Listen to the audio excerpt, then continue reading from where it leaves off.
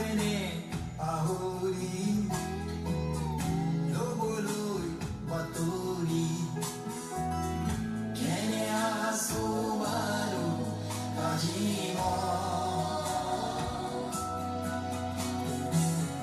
চিকুনাই দুবৰি মনৰে পদূলি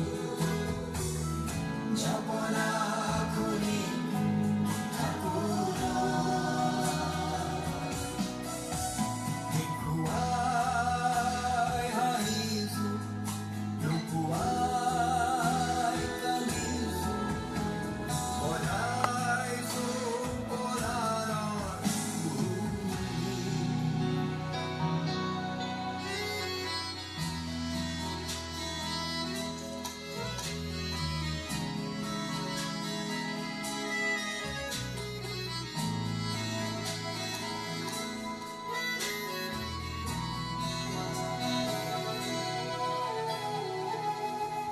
সময়ৰ পাল ধৰি জীৱন দিনা দিলো মেলি সময়ৰ পাল ধৰি জীৱন দিনা দিলো মেলি পালো কি নাপালো কি হিচাপ নকৰি পালো কি নাপালো কি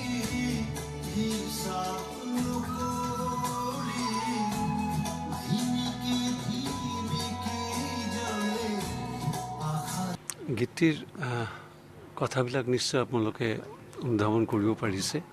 লোনলিনেছ, নিসংগতা, সেই নিসংগতাৰ ওপৰত গীতটিৰ ৰচনা আৰু সুৰ বাপি এজন খুব ভাল গিটাৰিষ্ট আৰু এৰেঞ্জমেণ্ট কৰে আৰু লিখাটো ছত্ৰগোপাল ঠেঙালদেৱৰ। ইমান সুন্দৰ কথা, যি কাৰণে বাপিও এটা ইনস্পিৰেশ্যন পাইছে সুৰ কৰাৰ কাৰণে।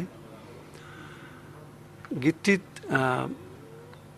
ৰেকৰ্ডিং কৰা খুব কষ্ট হৈ গৈছিল মোৰ আৰু জেপিৰো।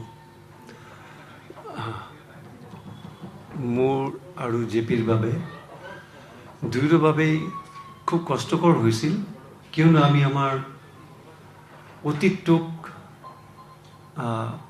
মনৰ মাজত আহি পৰিছিল আৰু জেপি বেছি দিন হোৱা নাই হীৰা দাস, আমাৰ হীৰা বৌক আমি হেৰুৱাইছোঁ। গতিকে সেই যে এটা পৰিৱেশ মনৰ ভিতৰত, মাইকৰ আগত যেতিয়া থিয় হৈছোঁ, এজন সংগীহীনতা পাইছিলোঁ সেইদিনাখন। এই গীতটি এটা গৌৰৱৰ কথা মোৰ লগত মই গান গাইছোঁ প্ৰথম। আৰু গোটেই গানটো গান গোৱা, গীত ৰচনা, সংগীত, এটা একচুৱেলি যাত্ৰা এটা হৈছে, দুখৰ যাত্ৰা সুখত পৰিণত হৈছে। আমি যেনেকৈ বুজাইছোঁ, ভুলকে যেনেকৈ লাষ্টতে জীৱনটো কম্প্ৰমাইজ কৰিছোঁ যে জীৱনটো এনেকুৱাই। ভুলক মই কৈছোঁ, ভুলকে কৈছে হয় জেপি, জীৱনটো এনেকুৱাই। দুজন মানুহে কথা পাতিছে গোটেই গানটো। এইটো সুৰটোও ধুনীয়া সুৰ, মিউজিক চুপাৰ হৈছে, সুৰটোও চুপাৰ আৰু লিখাটোও চুপাৰ। এই তিনিটা বস্তু এটা গান হয়, ৰচনা, সুৰ আৰু গান গোৱাটো। এই তিনিটা একেলগে হাত ধৰি লৈ, যেনেকৈ সেই ওপৰ ফটোখন দুজনে পিছফালে এখন গীটাৰ, এখন চাগে মই আৰু ঘৰজনৰ লগ বেনেজি, এই দুজনৰ যাত্ৰাটো যে আগুৱাই গৈছে, এইটো শেষ হোৱা নাই। এইটো দুখৰ যাত্ৰা, সুখৰ যাত্ৰা, দুখ সুখ দুয়োটা একেই। গতিকে মই কি কওঁ, মনটো বেয়া লাগিছে আজি, ভালো লাগিছে। গানটো হোৱাৰ কাৰণে ভাল লাগিছে, আৰু গানটো এওঁৰ মনত পৰিছে। যদি থাকিলেহেঁতেন ইয়াত, কিন্তু এইটোতো ইম্পচিবল কথা।